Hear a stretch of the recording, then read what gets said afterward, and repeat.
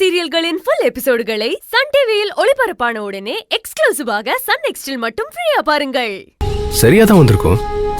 இது நம்ம வீடு தான். புதுசா எதுக்கு காம்பவுண்ட் கட்டி வச்சிருக்காங்க? நம்ம கிட்ட அம்மா ஒன்னும் சொல்லவே இல்லையே. என்ன நடக்குது?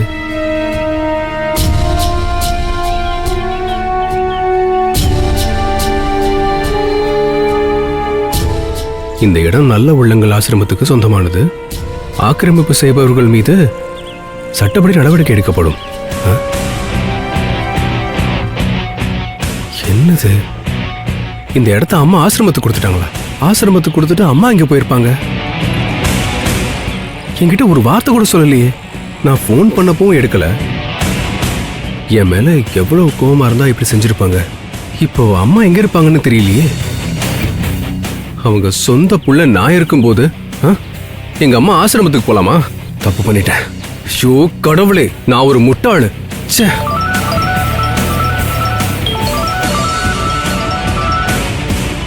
சார், ஒரு நிமிஷம் சார். சொல்லுப்பா. இந்த வீட்ல இருந்தவங்கள பத்தி.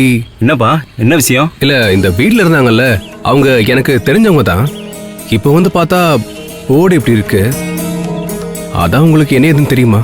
இந்த வீட்ல இருந்த அம்மா புண்ணியவதிப்பா. அவங்களுக்கு ஒரு ததுரு முடிச்ச புள்ள ஒண்ணு. நாசமா போறவன், இலவு எடுத்தவன் அவங்கள ஏமாத்திட்டு சொத்தையெல்லாம் எடுத்துக்கிட்டான். அதுக்கப்புறம் கலெக்டர் தலையிட்டு எல்லாம் பேசி சொத்தை கொண்டு வந்து கொடுத்துட்டாங்களாம்.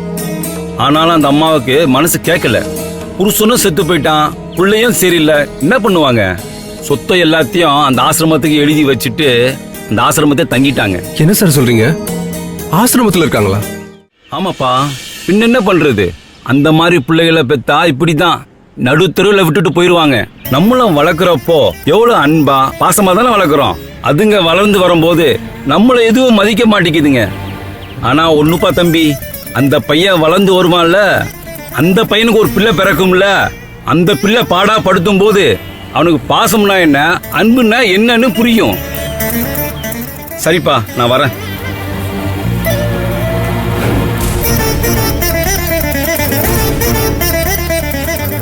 மேடம், எங்க அம்மா எங்க போனாங்கன்னு தெரியல மேடம்.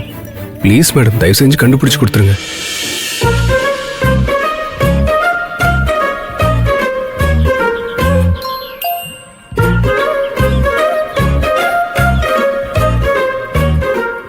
பாட்டி, பாட்டு சொல்லி தர நேரம் இல்லைன்னு சொல்லிட்டு ஆபீஸ் போகாம அம்மா வாசல்ல நின்று எவ்வளவு நேரம் பேசுறாங்க பாத்தீங்களா?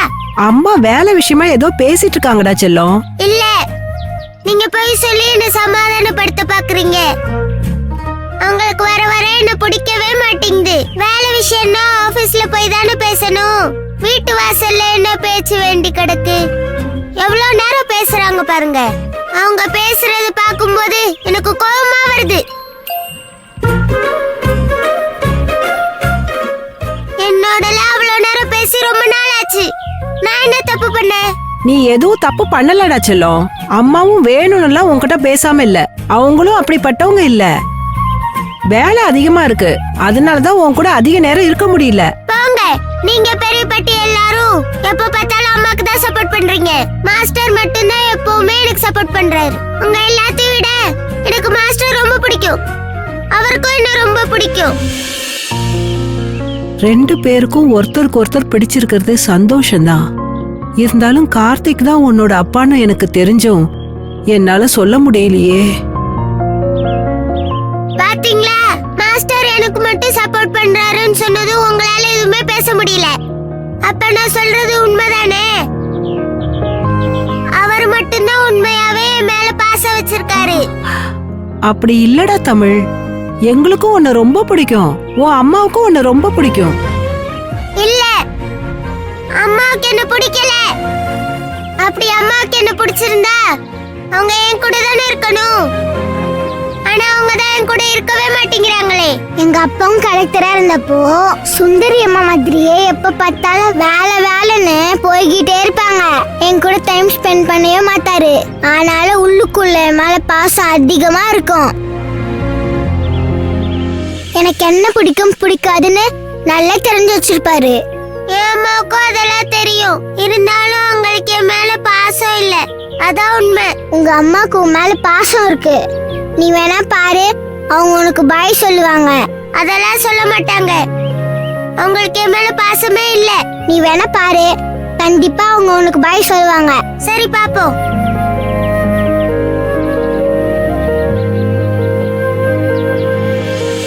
அப்படி சொன்னா 2 ஐஸ்கிரீம் எனக்கு வாங்கி தரணும். சொன்னாதானே பார்க்கலாம்.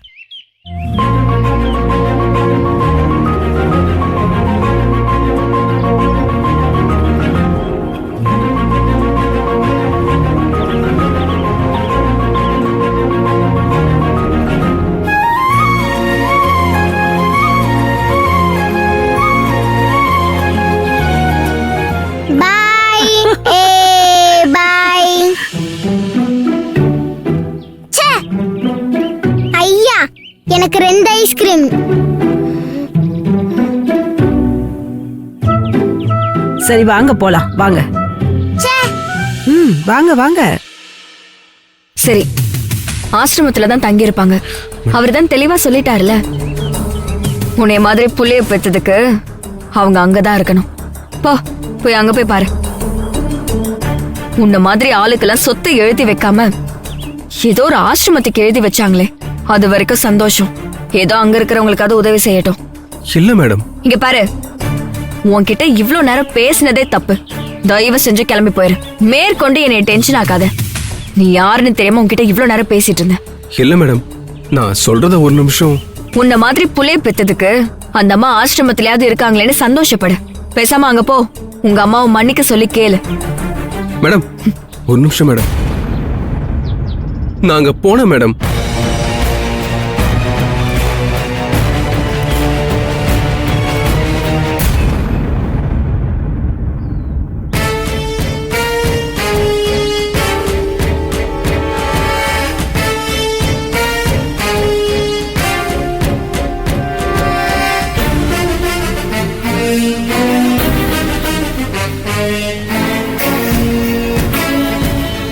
யார் சார்? என்ன வேணும்? சார், என் பேரு நந்தா.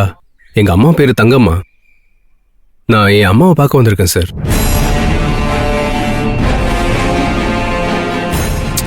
ஏங்க, அவங்க எல்லாம் பார்க்க முடியாது.